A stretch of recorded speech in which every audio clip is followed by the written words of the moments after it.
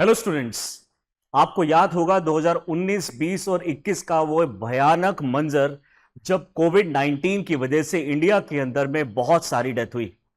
हालांकि गवर्नमेंट ने उतने डेटा रिलीज नहीं किए 2021 में जितने रियल डेथ हुई थी।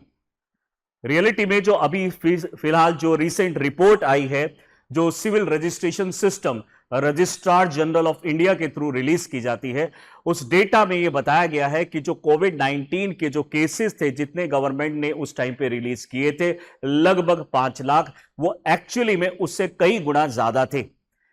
2021 में टोटल लगभग 1 करोड़ 2 लाख डेथ हुई थी। उन टोटल डेथ में से 17.3% डेथ कोविड 19 की वजह से हुई थी। वहीं पे 2020 के अंदर में 80.2 लाख डेथ्स हुई थी, और 80.2 लाख डेथ्स 2020 में अगर हुई हैं तो 2021 में अचानक से 1.2 करोड़ डेथ कैसे हो सकती है। तो इसके बीच का जो आंकड़ा है, इसके बीच का जो हमारा जो गैप है, वो शायद कोविड 19 की वजह से ही हुआ है। और ये हमारी अभी जो सिविल रजिस्ट्रेशन सिस्टम जो जनरल है हमारे इंडिया के रजिस्ट्रार जनरल ऑफ इंडिया, उन्होंने ये डेटा रिलीज करके बताया है कि गवर्नमेंट के जो डेटा थे उसमें काफी ज्यादा कमी थी, और अभी अगर एस्टिमेट लगाया जाए तो लगभग 18 से 19 लाख कम से कम इंडिया के अंदर में हुई है ड्यूरिंग 2020-2021। और डेफिनेटली उसके बाद भी जो डेथ हुई है उसको इसमें हम काउंट नहीं कर रहे हैं। यानी अगर हम अप्रॉक्सीमेट वैल्यू लगाएं तो 20 लाख से ज्यादा डेथ इंडिया में होती है। और कुछ सोर्सेज ये बताते हैं, जैसे कि WHO, कि यहां पे इससे भी ज्यादा शायद डेथ हुई है, बट इंडियन गवर्नमेंट कहीं ना कहीं इसको छुपा रही है। बहरहाल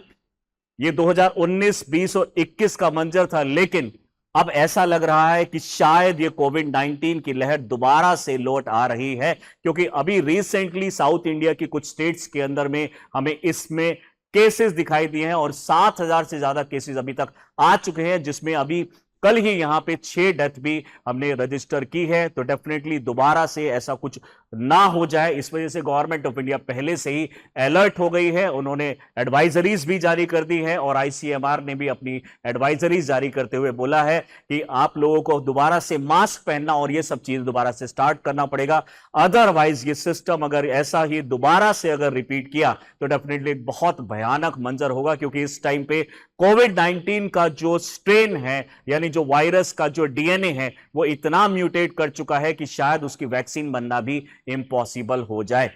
आखिर कितने केसेस हैं इंडिया के अंदर में, और इससे क्या क्या एडवाइजरी जो गवर्नमेंट ऑफ इंडिया ने जारी की है, आइए इस चीज को देखते हैं, इस वीडियो के माध्यम से समझते हैं।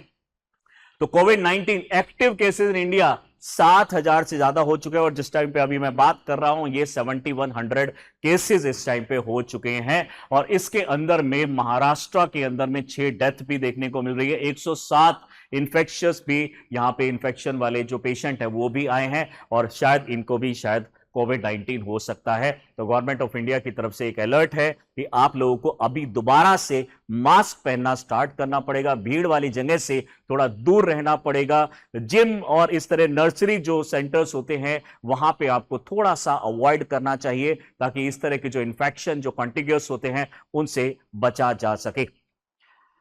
अगर हम डेटा की बात करें तो नंबर ऑफ एक्टिव केसेस आज के टाइम पे जो हमें यहां पे जो नया वेव में दिखाई दे रहा है, 7,000 से ज्यादा केसेस गुजरात, केरला और महाराष्ट्र में हमें सबसे ज्यादा केसेस देखने को मिल रहे हैं।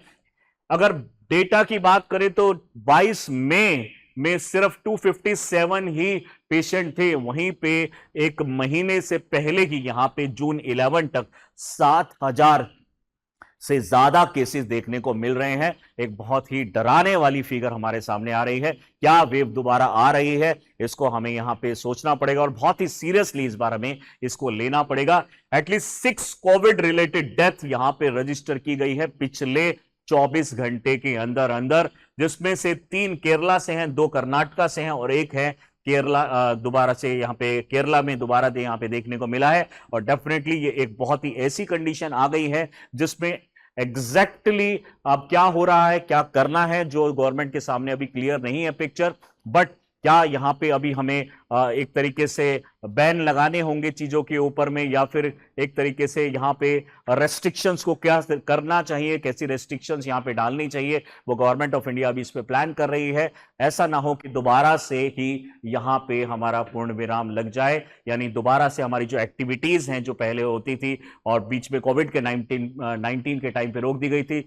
ऐसा ये दोबारा मंजर हुआ तो डेफिनेटली इकोनॉमिकली भी हम बहुत ज्यादा वीक हो सकते हैं। तो लॉकडाउन ना लगे, डेफिनेटली हम ऐसा ही चाहते हैं, लेकिन गवर्नमेंट ऑफ इंडिया बोल रही है कि अगर केस बढ़ेंगे तो शायद ऐसा हमें करना भी पड़ सकता है। अगर हम बात करें तो अभी जो न्यू कोरोना वायरस का स्ट्रेन यानी डीएनए उसका जो चल रहा है, उसमें जो म्यूटेशन हुई है, उसका नया नाम जो वेरिएंट हमें देखने को मिल रहा है JN1 वेरिएंट माना जा रहा है, जो कि ओमिक्रॉन जो सब वेरिएंट है उसका,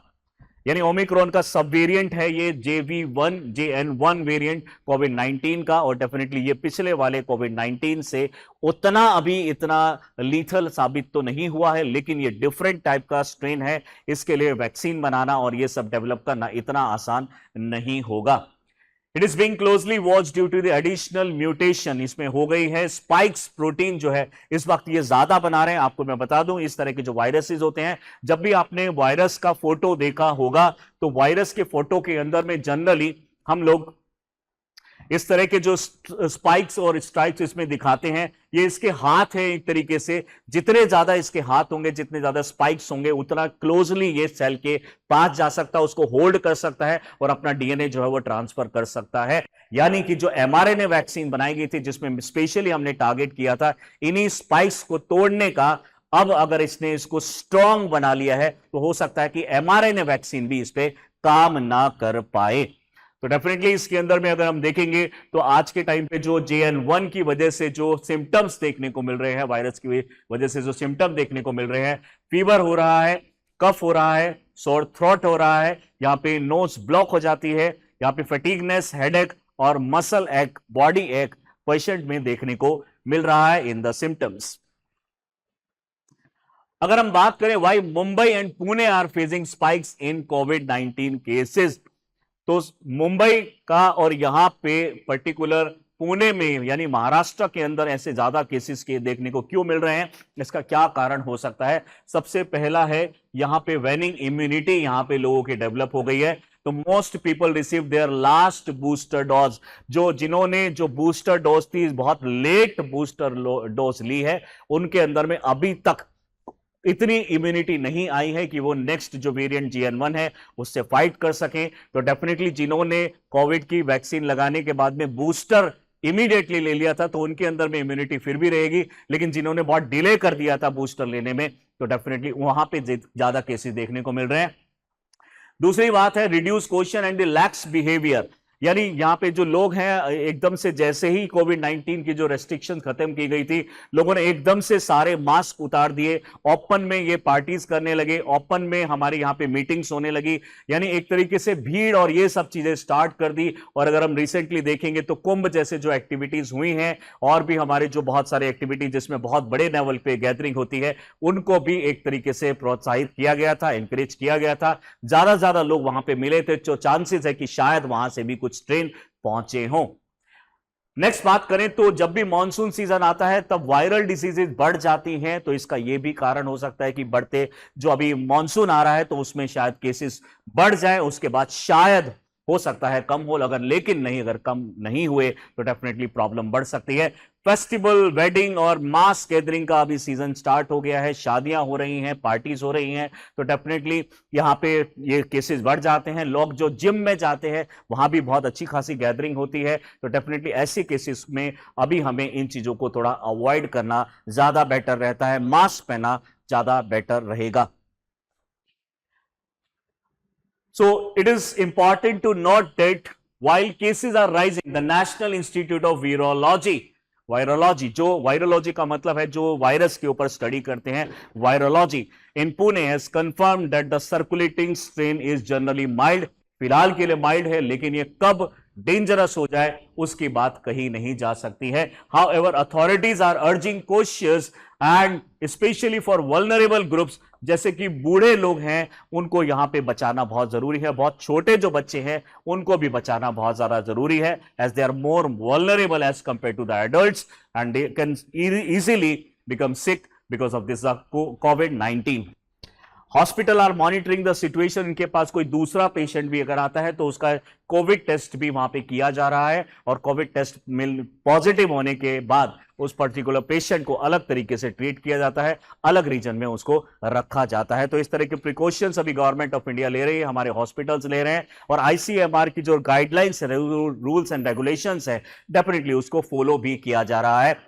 तो इस केस में अगर हम देखेंगे तो विजिलेंस, टेस्टिंग, हाइजीन, इनका हमें खासा ध्यान रखना चाहिए। हो सकता है कि अगर ऐसा कुछ करें तो हम इसमें बच सके और हमें कोई ज्यादा प्रॉब्लम ना हो, बशर्ते है कि हमें यहाँ पे अच्छी तरीके से हाइजीन कंडीशन, और अगर कुछ भी होता है तो उसका टेस्टिंग कराना, ये बहुत ज्यादा इस केस में जरूरी हो जाता है। तो गवर्नमेंट ऑफ इंडिया ने अभी बहुत अच्छा स्टेप लिया है। हर हॉस्पिटल में अगर कोई पेशेंट इस तरह का लगता है तो उसका टेस्टिंग होने के बाद उसको वहां पे क्वारंटीन के अंदर में उसको डाल दिया जाता है। तो डेफिनेटली एक बहुत ही खतरे की घंटी हमारे ऊपर है। ये पिछली बार तो 2019, 20 और 21 में जो इसने मंजर दिखाया, हम नहीं चाहते कि ऐसी कोई भी दोबारा से हिस्ट्री रिपीट हो। तो डेफिनेटली वियर मास्क, जितना हो सके मास्क को पहन के रखिएगा, और गैदरिंग वाली जगह से दूर रहिएगा। जितना आप दूर रहेंगे उतने ही इस तरह की डिजीजेस, वायरल डिजीजेस के फैलने के चांसेस कम हो जाएंगे, और हम अपनी नेक्स्ट जनरेशन को भी बचा पाएंगे। और भी अगर इस तरह की इंफॉर्मेटिव वीडियोस को देखना चाहते हैं तो do subscribe our channel Chahal academy. Thank you.